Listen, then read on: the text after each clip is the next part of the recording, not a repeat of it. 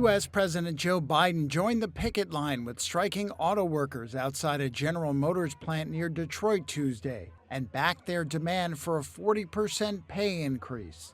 You guys, the UAW, you saved the automobile industry back in 2008 and before. Made a lot of sacrifices, gave up a lot, and the companies were in trouble. But now they're doing incredibly well. And guess what? You should be doing incredibly well too.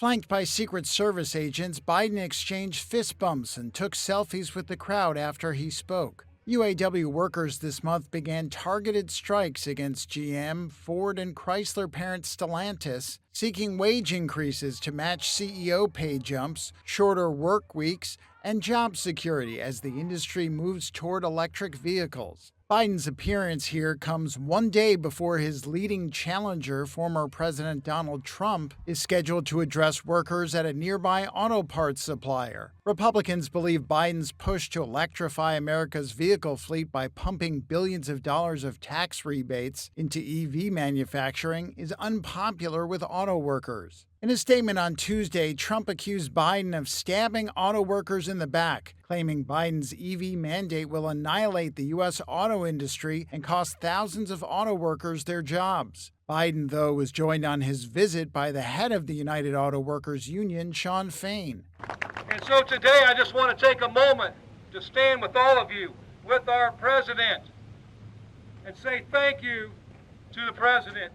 The appreciation only goes so far. The UAW has declined to support either 2024 presidential candidate, making it the only union not to back Biden. Both candidates are expected to sharpen their 2024 campaign message in Michigan, a state which helped propel Trump to the White House in 2016 and then helped Biden win in 2020. Union voters are seen as key to victory here. While only about 10% of U.S. workers were union members in 2022, they have outsized political influence because the states where they are strong, like Michigan, often swing from voting Democratic to Republican, and their grassroots networks are powerful influences on the working class vote. Solidarity forever, for the union makes us strong. Hell yeah! Negotiations between the United Auto Workers Union and the so-called Big Three Detroit car manufacturers are set to continue over the weekend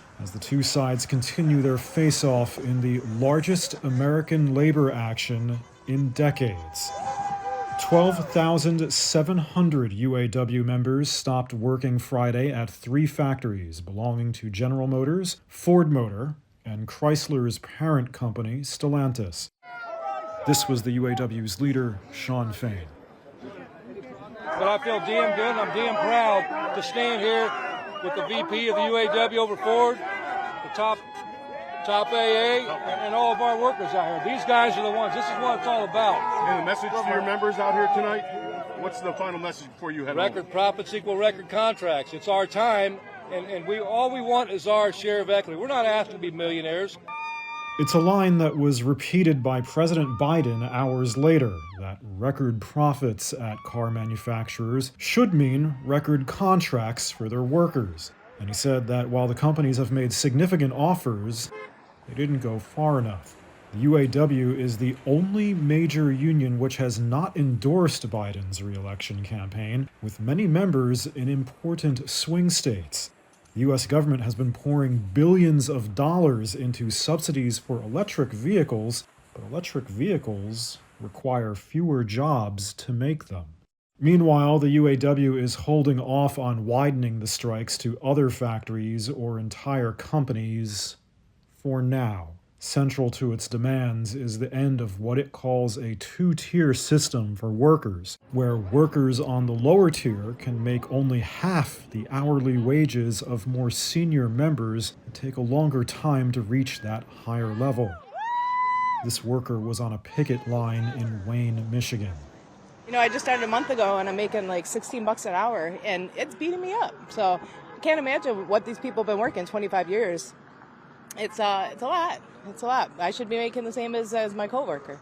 None of the car companies have proposed eliminating the tiered system. Stellantis also said Friday that it's gone into what it calls contingency mode and that it will make structural decisions to protect itself. without elaborating. Fain said earlier this week that Stellantis had proposed shutting up to 18 facilities in the U.S.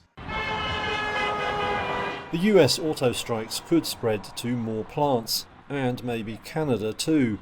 Union of Auto Workers President Shawn Fain says the stoppages will be stepped up if there's no progress in talks with Ford, General Motors and Stellantis. The union will announce its decision on Friday. Walkouts began last week after the failure of talks over pay and conditions.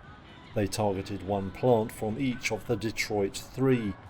The UAW is seeking major pay hikes to make up for inflation and says current offers of up to 20% aren't good enough.